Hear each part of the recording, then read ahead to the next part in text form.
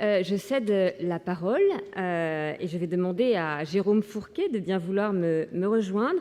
Jérôme Fourquet est directeur du département Opinion à l'IFOP. Il est aussi l'auteur d'un récent livre qui a beaucoup fait parler et que je vous recommande si vous ne l'avez pas encore lu. C'est L'Archipel français aux éditions du Seuil. Jérôme Fourquet, vous nous présentez les résultats du sondage sur le bien-être sur son territoire, réalisé pour le mouvement associatif, façon, pour inaugurer l'après-midi, de prendre un peu la température de notre monde social.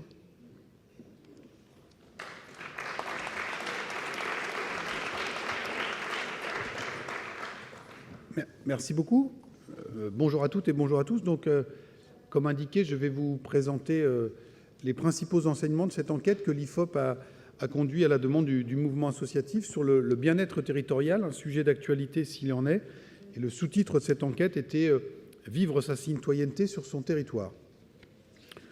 Alors, comme toujours, d'abord, un rapide point méthodologique. Cette enquête a été réalisée selon la méthodologie classique, un sondage auprès d'un échantillon représentatif d'un millier de personnes qui ont été interrogées du 10 au 15 janvier dernier, donc tout ça est très récent.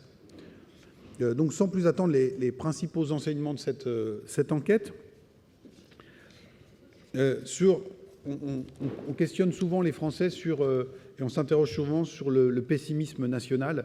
Néanmoins, on s'aperçoit que quand on se rapproche un petit peu plus du plancher des vaches, si je puis dire, on voit qu'on a un degré de satisfaction sur le fait de vivre sur son territoire qui est très très massif, puisque 87% des personnes que nous avons interrogées se déclarent satisfaites de vivre dans leur territoire, et même un gros quart, 28%, se disent très satisfaits. Quand on regarde, et je parlais à dessein de plancher des vaches, on s'aperçoit que c'est notamment dans les communes les plus petites, les communes rurales ou les villes isolées, que le niveau de satisfaction, l'intensité de la satisfaction locale est la plus forte.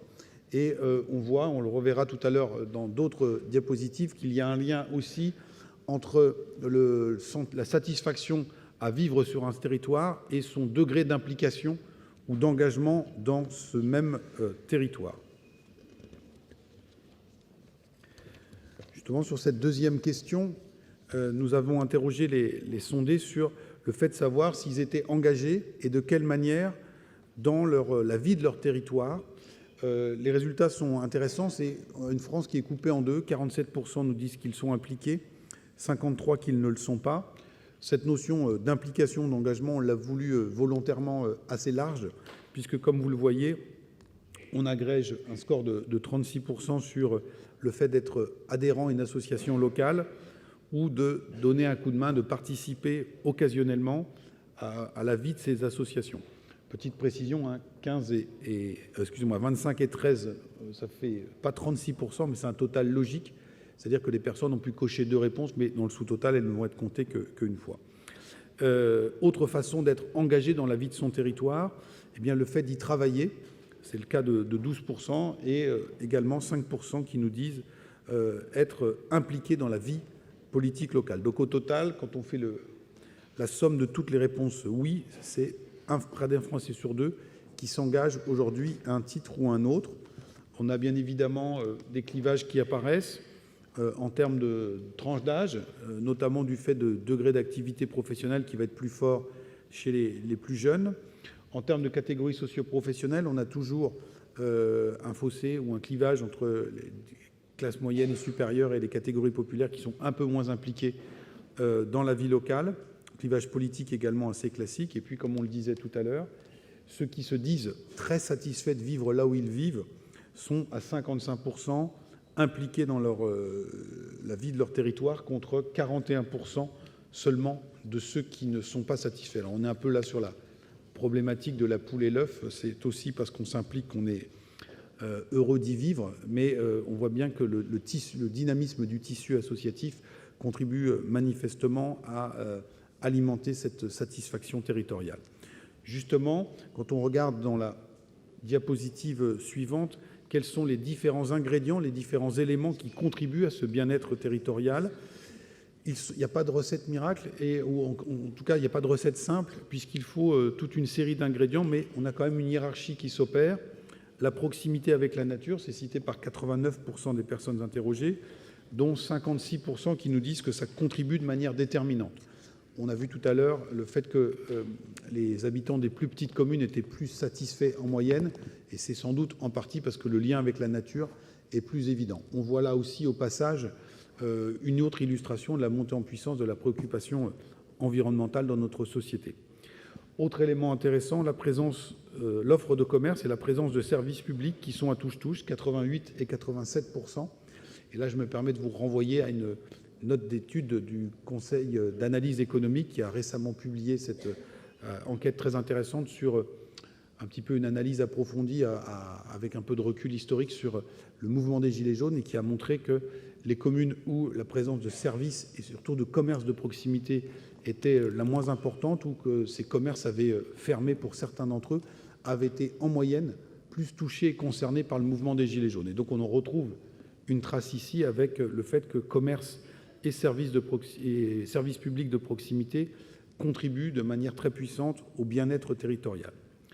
Autre élément, donc le dynamisme économique et puis bien évidemment la présence d'équipements collectifs qui peut elle aussi jouer, mais de manière moins importante. En dehors de ce cadre général, de ce paysage qui contribue au bien-être territorial, on a essayé dans cette enquête aussi de cerner quels étaient les types d'acteurs, les personnes clés qui peuvent générer la confiance, sur qui on peut compter dans un territoire, arrivant les médecins et le personnel de santé, cités par 57% des personnes interrogées. Donc là, on peut faire le lien aussi avec une problématique récurrente sur la question des déserts médicaux et la présence ou non de professionnels de santé sur les territoires. Là, on pense bien évidemment aux territoires ruraux, mais ça se pose aussi dans un certain nombre de quartiers populaires de nos villes. Les voisins, au même niveau que les commerçants, à 42%. Et puis ensuite, les associations et les bénévoles, qui sont cités à hauteur de 28%, mais bien plus parmi le public engagé, 43%, que parmi celui qui n'est pas engagé, 15%. Et donc ça, c'est peut-être aussi un défi, c'est comment aller toucher, comment s'ouvrir à la moitié de la population qui, aujourd'hui, est un peu sur le bord de la route et qui regarde ça un petit peu en spectateur. Au même niveau que les associations, les agents des services publics à 27%. Et donc c'est là aussi intéressant pour un mouvement comme le vôtre de voir que les associations sont citées au même niveau que les agents du service public et que donc vous apportez aujourd'hui un rôle et des services qui sont absolument fondamentaux et qui peuvent être amenés à pallier quelque part aussi parfois le désengagement des services publics. Après avoir mesuré ou identifié les acteurs en qui on avait plus confiance, on est resté sur cette problématique des acteurs, mais avec une autre clé d'entrée qui est celle du degré d'implication ou de ceux qui agissent le plus pour le bien-être au niveau du territoire. Nous sommes à quelques semaines maintenant des élections municipales et vous voyez que, sans surprise, les maires et les conseillers municipaux sont les acteurs qui sont perçus spontanément comme jouant le plus un rôle important pour améliorer le bien-être territorial. C'est cité par 46% des personnes interrogées. Se placent en deuxième position les associations, 26%. Donc là aussi, vous voyez que les associations sont très bien placées, suivies par les entreprises locales, les responsables politiques, j'allais dire, de rang plus éloignés, conseillers départementaux, régionaux, voire parlementaires, eux, ferment la marche. Donc le maire et ses adjoints, ses conseillers municipaux, le tissu associatif et également les entreprises.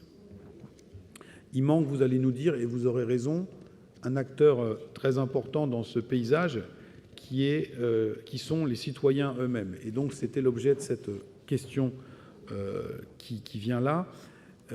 Est-ce qu'il est utile ou pas de renforcer la participation des citoyens aux grandes décisions locales? Le constat fuse et il est sans appel. 85% nous répondent positivement.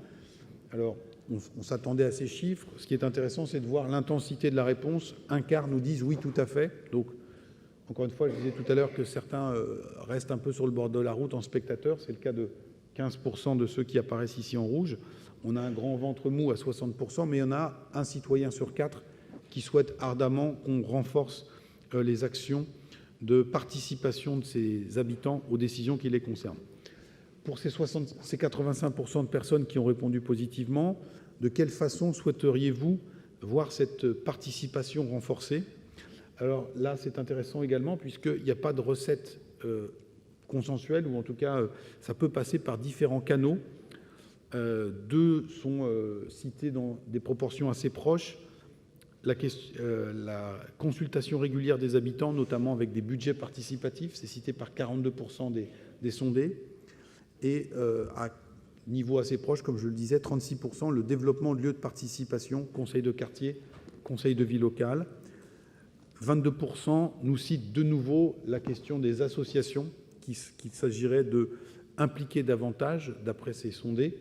Et donc, on voit que, encore une fois, donc, les associations jouent un rôle majeur dans toutes ces problématiques.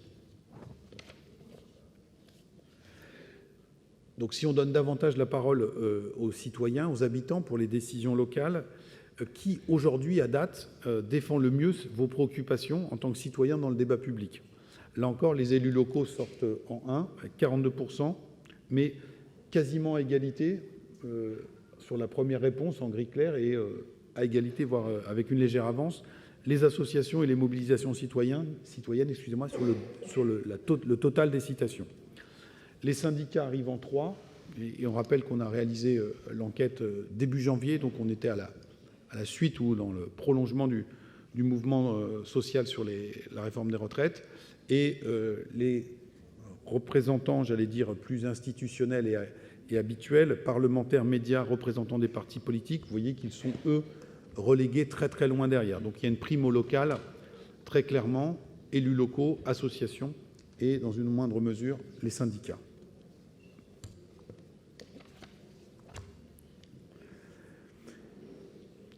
Quand on en vient maintenant aux citoyens, quelle est la définition aujourd'hui retenue majoritairement par nos concitoyens pour un citoyen actif?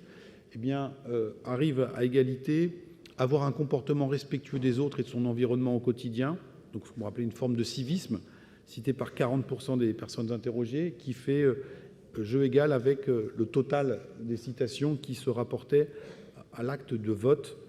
Voter à toutes les élections, voter aux élections importantes. Donc on voit là encore, on est à quelques semaines des municipales, on mesurera avec beaucoup d'intérêt le taux de participation de ces élections.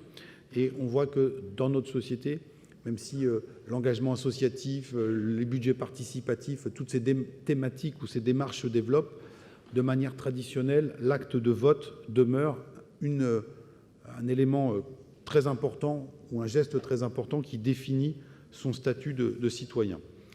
Troisième type de réponse, participer localement à des activités pour le lien social, l'amélioration du cadre de vie ou s'impliquer dans la vie de sa commune. Donc il y a une définition encore là qui est multiple, même si le civisme, j'allais dire, du quotidien et le vote, aujourd'hui, constituent les sous-bassements premiers de la définition de la citoyenneté pour les personnes que nous avons interrogées. Enfin, dernière question qui donc boucler un petit peu la réflexion sur le rôle et la place des associations.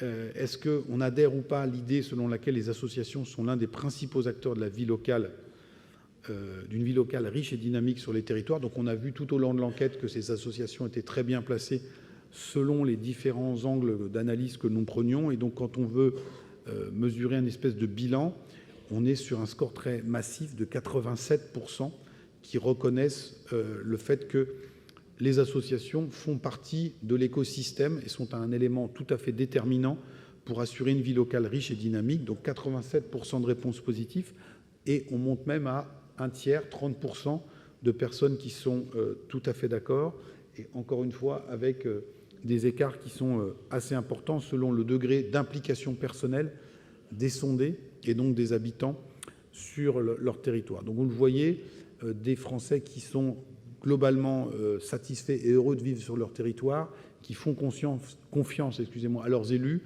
et qui placent dans les associations beaucoup d'attentes et de demandes parce qu'ils ont conscience qu'elles sont un des piliers de cette vie locale réussie, dense et dynamique. Merci de votre attention.